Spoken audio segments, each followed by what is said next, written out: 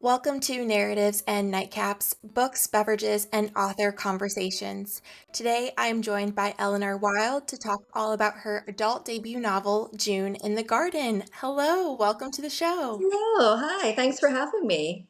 Of course, this is such an exciting time to have you on, so thank you for making us one of your stops. Thank you, thank you. Well, before we jump in, let's talk about your nightcap. There's my air quotes, your nightcap. Is there anything you would pair with this book, or are you a coffee drinker, a tea drinker? I think because of the nature of the book, because my character June is always sitting outside with a cup of tea at exactly the morning time where she has it, and then she always has her afternoon, her 3 p.m. So I would say with a cup of tea is always good. So for me, it's just very simple English breakfast tea with some milk and honey, because I like it to be a little bit on the sweeter side, even though my character doesn't take sugar in hers. But definitely tea with this book, and preferably a backdrop of a garden somewhere to enjoy your tea. Absolutely, yeah. Well, I'm in Florida, so maybe not. Reading outside right now is a little difficult because it's so hot. Um, Sure. but if you have nicer weather, this is definitely the book to enjoy outside with a nice Mhm. setting or backdrop. That would be really, really beautiful. Well, can you tell readers who haven't had the opportunity to get this just yet what June in the Garden is all about? Yeah, so June in the Garden is about a neurodivergent young woman who sadly loses her mother, her primary caregiver, and she has quite a complicated relationship with her mother. They are very close, they have only each other. But unfortunately, there was a period of time where her mother had left the house and June had kind of bounced around between different foster care. So there was a bit of a break, a bit of a kind of split in that mother-daughter bond, that early infant primary child giver caregiver bond.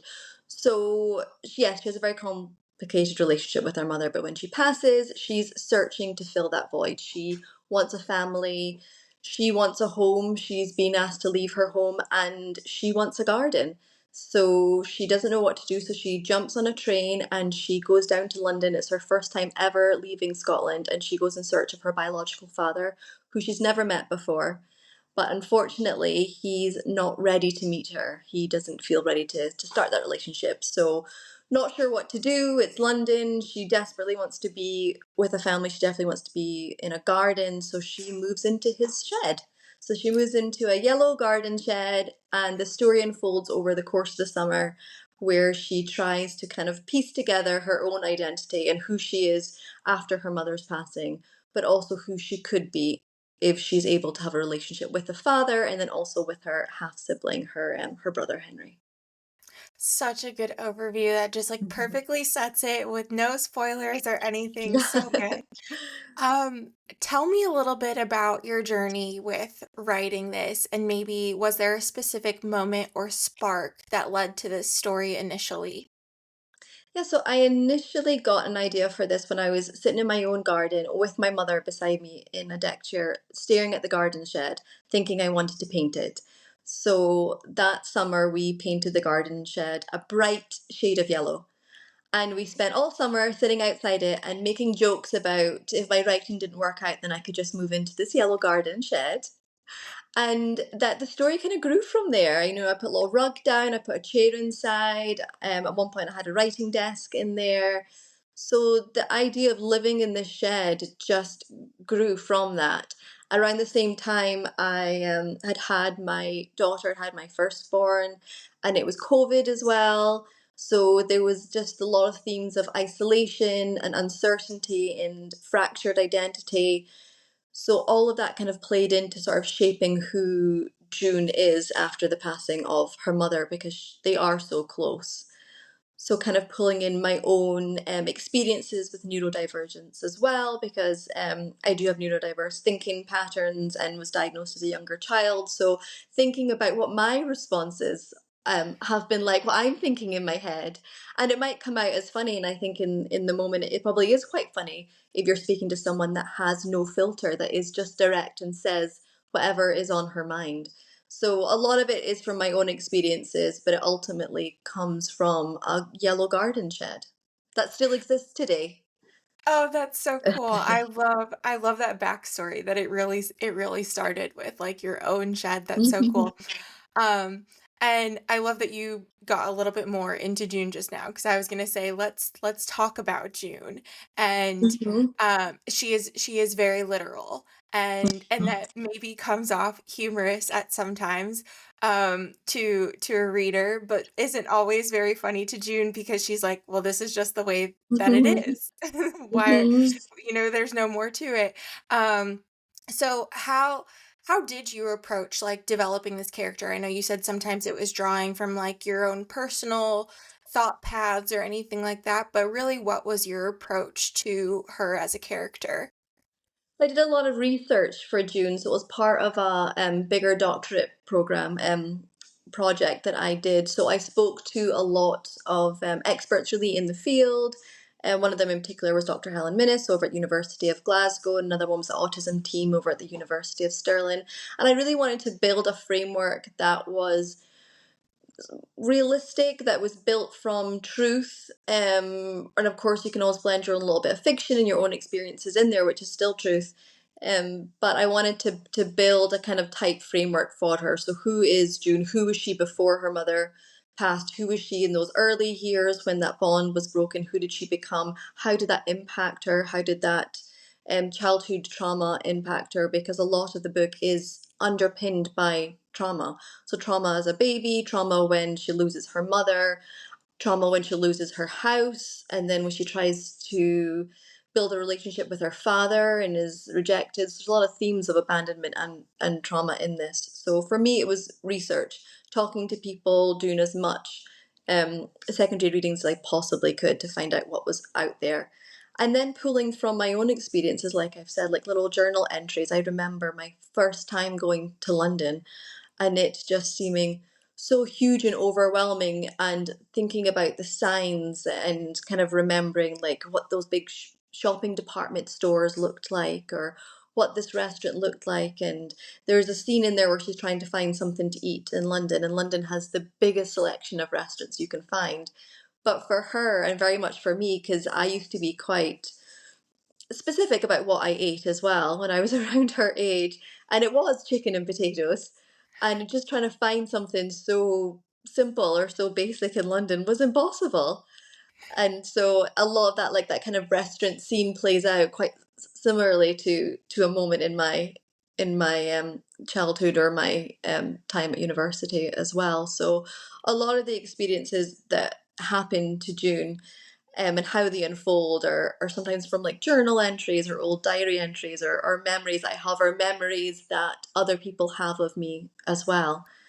So it all, I mean, it took like 3 years really to build the framework for June, in terms of Wow. like speaking to people and getting the research together. So it feels like a big task. So it feels quick that it's over now. It's out there in a book. But that's amazing. I mean, to I was gonna ask you, like, how long did it end up taking from, start to finish? And we talk about this a lot on the podcast, that there's just, from a reader perspective, you don't always see the literal years that went Mhm. into developing a story. So I love getting into, like, how it all came together, and that's so fascinating, all of the personal touches and the research that you really pulled together to capture June and who she is and this story. Her experience traveling to London definitely sticks out to me in the Mhm. book, for sure. And nowhere, not the exact same experience, but it made me think a little bit about. I've only been to London one time, and I was there for several days, but then I was there with a group, and I was going off on my own to meet with my mom. And my mom, she she had flown over a little bit later, and she was like, "Oh, like, if you're there, well, then I'll come, and like we can be there together and we can go to Paris." At Mhm. the time, like, neither of us had ever been to Europe, so we were like, let's do this mother-daughter trip. And so I go, "Okay, I'm going to leave my group on this day, and we're going to meet at King Station." and you're gonna come too, and we'll meet there. And beforehand, there was a day my friend that I was with, she got pickpocketed while she was carrying my phone and everything. So I'm now in London and I don't have a phone. I have a limited amount of money because my wallet is gone. And I'm meeting my mom at King Station, which is massive. Like so Mhm. much bigger than I had ever and just thought about. Yeah. And all of a sudden I am there and I was like, "Oh my goodness. I have I don't know how to get in touch with her whatsoever." And so like Mhm. we joke about it a lot, like this like brief period where I was lost in London and me going trying to use a payphone, but I don't have a lot of money and the call kept dropping every time I was trying to call her. And so I finally like I went over to someone and I was just like, "What about where I am right now is unique?" Like like Mhm. what is something that won't find anywhere else in King Station? And they were like, "Oh, this is like the only whatever restaurant in King Station." And I was like, "Thank you so much. That's all I needed." I like go back to the payphone with and I just have all my stuff and I like get back on the payphone and I was like, "I'm at the only restaurant that is called this in King Station." And then the call dropped. And I was like, "Okay, well, like that's that. If she doesn't find me, then I'm just here. Like I'll just Yeah. I'll just be here." And sure enough, like she found me a little bit Thank later, but you. we laugh about that all the time and just also, even, like, the thought process that she was going through of, like, "My daughter is literally lost in London right now, and I don't Mhm. know how to find her in this massive place." I know, and everyone moves so fast in London, and they're always in a rush, and it's yeah, if you're not from there, it's very overwhelming. You got the It lights, you is. got the sounds, you've got and the stations. When I was in New York last week, just the publication of the book, and someone asked me if I felt comfortable with the subway. I thought, I've done London Underground. I think I might be okay. That to me is very confusing. I think with the grid system in New York, I'll be okay, and I was thankfully. Oh, yes, I would imagine because our public transportation is nothing compared to what's different in the UK and even other countries. Because like, yeah, that whole trip, we've got so many little stories that largely revolve around transportation. Yeah, yeah. Um, so you were talking though a little bit about all of the different themes of this. I mean, we've Mhm. talked about like the neurodivergence, grief, love, nature, childhood trauma, reinvention, and self-identity. What was your writing process like, especially with such emotional topics? Yeah, so in terms of kind of where I was at that time in my life, I just had a baby, it was COVID, it was lockdown, I was suddenly separated from my own mother. So I think a lot of it came out in kind of journal entry form and diary pieces and fragments of memories and scenes. And it was only kind of as we were coming out of lockdown, and I say as we were coming out because we went right back in again essentially. But it's only when I started to be able to see my mother and kind of everyone get to see my daughter, the newborn. Well, she wasn't a newborn, I suppose, at that point, but I was able to kind of piece together and really flesh out the scenes a little bit and look for more of kind of a story flow with it. But a lot of the more emotional scenes kind of came during that time, and a lot of the funnier moments and the lighter moments kind of came after, sort of like after COVID and kind of after sort of things got lighter. And I say that in terms of like the postpartum recovery and things like that as well. So I feel like a lot of the darker moments were covered in that first year of COVID, the first year of having a baby, and then a lot of the lighter moments came afterwards when you can start to kind of laugh at yourself a little bit more. And I'd also at that point had my second, so you everything is just feels funny trying to balance it all as opposed to just feeling overwhelming. Um, it's so I think yeah, so then it was trying to like piece those together, the darker moments with the lighter moments, and then hoping that it balances it out and then it flows together. But in terms of my writing practice itself, it was all times a day. It was sometimes like if the baby was sleeping or if I was feeding, and then I was making notes on my phone and sending them to myself and then trying to make a scene out of it. So it was so fragmented, I would say, for the that's probably why it took so long. It essentially took when I started it. Probably the idea took shape like end of 2019, and that just come out last year. So last week. So yeah, so it's taken a long time, but I think that also maybe mirrors like a true kind of neurodiverse mind. So it shows scattered thoughts and the attempt to put them together and make sense of it. Absolutely, I would 100% agree with that. Where thinking back on it, are there any scenes or moments that were particularly challenging? And then on the other side, are there any that you look back and you remember, oh, it was so joyful writing that scene? Yeah, so in terms of like difficult scenes, there's certainly a really difficult scene later in the book with the mother, the kind of revealing how the circumstances of her death was a very difficult scene to write, and that definitely, I mean, I wrote it in one sitting and then I felt very emotionally drained and couldn't really continue on writing. The ending was tough as well for a different reason. I more kind of went back and forth. I wanted to give readers a satisfying ending, but I also didn't want to wrap up June's journey too neatly because it's just not real life. So I wanted to give kind of closure to her journey, but not necessarily answer all of the questions readers might have about what happens next, because I think the point is it's an ongoing process. The trauma, the grief, the loss of her mother, it's always going to be an ongoing process. So I wanted June's journey to continue on, to carry on off the pages, and to leave readers with their own interpretation of where she is at the moment. And for some of the lighter moments, I particularly enjoyed the scene where she goes to Harrods, the department store, and tries to buy a birthday present for her biological father, who essentially isn't ready to have a relationship with her, but she feels completely shocked that it's his birthday and no one's told her, even though no one really knows she's in the garden shed.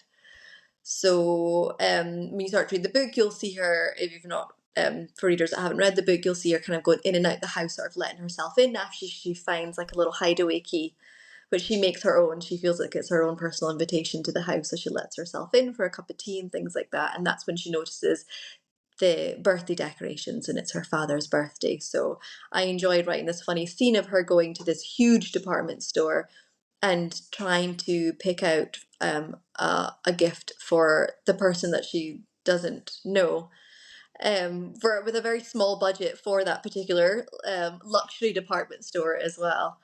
So I enjoyed the kind of writing the dialogue, the interactions with her and the people working in the shop that were trying to help her. It's so detailed and really just puts you in that spot with her for sure, just the way that it's written. And I don't want to spoil it too, but you brought up the ending, and I just have to say the ending gave me goosebumps. It gave me Oh, chills.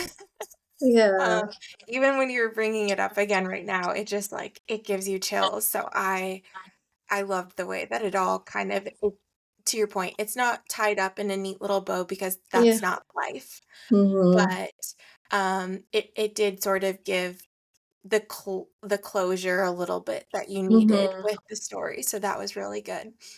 Um, Hmm. what real life gardens or locations did you think about or do you visit or anything along those lines that played a part in this story? I love gardens. I love gardening. I always say like the themes of gardening. I mean, the gardening is very similar to parenting. Sort of the idea of nurturing and helping something to grow and hoping you've done your best by the end of it and learning how to weather storms and push through. So I always think of gardening as very much like parenting. So for me, gardening has symbolic meaning as well, but also I just love physical garden spaces too. So often when I go to visit a house or if I go to a friend's and they've just moved or a family member's house or things like that, I always want to see their garden. So I also have to find some strange way of trying to invite myself out into their garden space, because not only am I so fascinated with gardens, but it's the idea that it's so they're so personalized. So someone's garden is a reflection of their personality, and I want to know, like, is it structured? Is it well manicured? Is it like neat little flower beds? What do they grow? Or is it just a wild garden? So for me, in my garden, probably to answer any questions that someone might have, is my garden is a wild garden. There's nothing structured or manicured about it. I think my garden represents my thinking patterns. It's things are starting and then they kind of veer off. I've got I've got rosemary in the back garden and mint that's just wild and taken over the whole garden, and there's a lot going on. But I think that's very much that's the inside of my mind, I think. But so people's gardens were a huge source at parks as well, just taking walks in parks and learning more about flowers and what areas can grow what. I've never been to Kew Gardens myself. It's on my list, but like June, I am worried about the crowds. But so I find it very brave that she's gone there. But being in Scotland and having written the book in Scotland, we've obviously got lots of beautiful castles, and they have wonderful gardens, and some of them are wild if they're ruins. In terms of the castle, and some of them are more structured and maintained if they are some of the more preserved castles like Edinburgh and things like that. And some of them, like we've got one castle, I'm rabbiting on now, called Dunnottar, that's up in Stonehaven up in the north of Scotland, and the castle sits on a cliff. But the gardens, so you've got this incredible green, lush landscape, but the gardens build up and then they just disappear into the shoreline, into sand, into sea, and it's so wonderful. So I just try and get out and visit as many gardens as possible. And for a lot of the book, and keep in mind it is Scotland, so we don't always have great weather. But the days that we did have nice weather over the years I was writing this book, I just sat outside and wrote. So I wrote a lot of this book in the garden. So when June is talking about the smells and the feel of like the morning dew on her fingers, with the grass and running her hands or her palms over the grass, that's everything I did while I was actually physically doing that and trying to create scenes from it as well. Oh, that sounds so lovely, and you're really making me wanna travel to Scotland. Um, so, oh my goodness, it just sounds beautiful. Well, I have to ask, do you have a favorite flower? I have a favorite flower. I love my mother loves petunias, so I'm gonna have to say that because for her, she loves petunias and peonies, so I will Very have to say nice. that's my favorite flower because of my mother. But I also Very love, and that's why I have to feature it in the book as well. I love a cherry blossom tree. I love a cherry blossom, and if you can find like a row of cherry blossom trees, and to see them all bloom, and then to see the kind of blossoms on the ground afterwards is just incredible to walk through. It is. I know that Washington, DC for us has that, and Hmm. I've never been able to go there while they've had the blooms, and I've always wanted to because I've just heard incredible things and seen the most gorgeous pictures. So, I need Hmm. to put that on my bucket list. I so desperately want to visit tulip fields and Hmm. have never had the opportunity to do that, I mean, in the US or Yeah. anywhere else, and I've always wanted to. Yes, yeah, I have a bit of a knack of kind of missing the perfect peak. So last year I went to DC, I missed the cherry blossoms. Um, Once I went over to, I was lucky enough to be able to travel over to Provence to see the lavender fields, but it'd been a particularly hot summer and they were dead. And it was just Yeah. fields of like grey, essentially grey and brown. And then I was in Tuscany as well, and yeah, I missed the sunflowers. So I think it's so hard to predict. You kind of know It roughly when, but you don't know what the weather is going to be like, and you have to book your flight so far in advance. And if it's a particularly warm summer or a particularly cool spring, you could just miss that whole like peak time. absolutely, it is so hard. We were really oh, actually on multiple levels, super fortunate. So I'm originally from the Midwest. I'm from Iowa. Mm. And, There, a few summers ago, my husband and I went back and we did, there was just this sunflower field in the middle of nowhere. And if you know anything about Iowa, it is a lot of farmland, Mm-hmm. and so you can go through pockets where you're just driving and there's nothing but cornfields, beans. I mean, there's not a whole lot there, but where you just drive along and then all of a sudden there was this sunflower field. And Mm. so we stopped with my mom and took a bunch of photos and pictures of us in the sunflower field, and then horribly, so we were there one day and 2 days later, Iowa in particular, had, like, a massive storm go through and basically, I mean, just, like, totally knocked down all fields like this, including the sunflower field. So, it was so sad, but we're our timing, to your point, like, you just don't know. It could Yeah. be the summer that, you don't get enough, you're in a drought, and so the flowers don't bloom the way that they are, or a storm comes through and you miss it. But we were Mhm. really, really lucky that year to be able to see it. It was so gorgeous. Oh, that's so nice.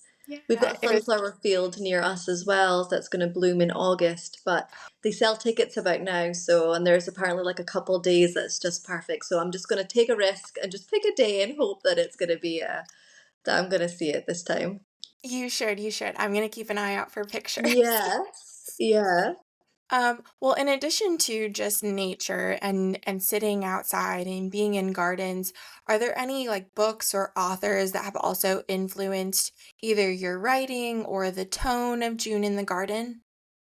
Yeah, so I love Rachel Joyce. I really love her writing and I love how there's a lot of comedy kind of but also sort of underpinned by an element of sadness, and she always has really strong female voices in it. So Miss Benson's Beetle is a book that I particularly loved, so I would say definitely Rachel Joyce inspired me. And I also love a lot of Irish fiction authors as well, because we're so close and I'm also part Irish as well. So Sarah Baum is a great one, and Maggie O'Farrell as well. So they're great for again for sort of taking everyday experiences and sort of managing to kind of weave through trauma in a way that doesn't feel too draining to read. It's done with such a wonderful balance, and then the ability to kind of formulate sentences with lots of like rich setting description and landscape. So yeah, I'm a really big fan of those writers. And then also Helen Dunmore as well. That's a British poet that also writes fiction. So there's a lot of wonderful word choice in her novels when she does write fiction. That's beautiful. Those are wonderful, wonderful recommendations. Ultimately, what do you hope readers are able to take away from this story? So in the acknowledgements at the end, I kind of make this note, and I understand that not many readers kind of get to the acknowledgements or finish them. But I did say at the very end that any mentions of anger or violence are not associated with her neurodiversity whatsoever, that they stem ultimately from a place of grief and loss and anger for everything that she was unable to say to her mother but wish she would have said to her mother, and anger at her mother as well for leaving her. But I realize that that readers might not get to the end. So yeah, I want to make that kind of, yeah, I would love readers to know that's not an observation of the neurodiversity itself. It comes from the trauma. But also, I want readers to kind of see like a glimpse inside June's head is also a kind of glimpse inside my head, and some of the responses might come across as cold and detached, but it comes from a place of warmth. Still, there is warmth under there. So there's all this kind of internal dialogue that readers are privy to, but in real life that you might not be kind of that you might not understand. It might just come out as a cold, direct response to a question. Ultimately, like what's going on in someone's head is going to be very different. So June is a very warm person, and she really wants to connect. She really wants to she's really emotional, and she really wants to build a relationship with someone, and she really wants a family. So I just kind of want readers to sort of take away the warmth from June that might not be felt immediately, but it is there. She's such a warm person. She is, and I mean, we've talked about it on the show numerous times too, but just feel like your story is such a good example of, part of the reason that we read and that we write stories or people write stories is to offer perspective. And we learn a lot about empathy and everything. And so I feel like June is such a good example of that for anyone. And I would say, not to generalize it, but like there's almost always some way that you can relate to somebody once you kind of understand their inner dialogue a little bit Hmm. more and can connect with them. And so I think June is just a wonderful, wonderful example of that. And two, like, and I would just add it, I feel like, especially right now when the world feels kind of chaotic and scary at times, like Hmm. your story is just it is warmth is a really good word for it, and just, like, an example too of, like, kindness that Hmm. is out there as well. So, I would add all of that in addition to what you said as well. Well, I know it's a really, tough question to ask when your book just came out and you're still feeling a lot with that excitement, but do you have any additional projects on the horizon? Yes, I'm currently writing another book called Clockwork Clementine that's going to be similar in the sense where it's going to be kind of set like post-COVID, about a young woman with OCD that's kind of coming out of COVID. So she's still feeling very sort of restricting herself essentially and washing everything and everything like that. So it kind of speaks a little bit to my own feelings during COVID and coming out of it and that kind of need for cleanliness and need for distance from people. But she is going to be living next door to a wonderful young woman who is the complete opposite, who has a baby and is struggling as well with the baby. And Clementine is going to wake up one morning to find the baby on her doorstep. So it's going to be her bringing this baby in, bringing this child in while the mother takes some time to herself. But she's bringing in this germ filled, disgusting, snotty little small human that she never in a million years thought she would ever do. And it's going to flip her perfectly kind of uh, clean routines just out the window. It's going to turn her life upside down. But I think ultimately this baby is going to be exactly what she needs to show her what living and what real life is all about. Oh, that sounds so good. Uh, I can't wait to follow your journey and hear more about Thank you. that. Well, to kind of bring us full circle, if you will, you talked, how you used to joke with your mom about that you would live in the yellow shed if writing and everything didn't work out. But like here you are with your adult debut out and everything. What would your advice be to anyone else who is an aspiring writer who maybe feels the same way and is taking notes in their phone or journaling, writing Mhm. longhand, and they have their own shed somewhere and they think, "Well, I'll just live there if it doesn't work out."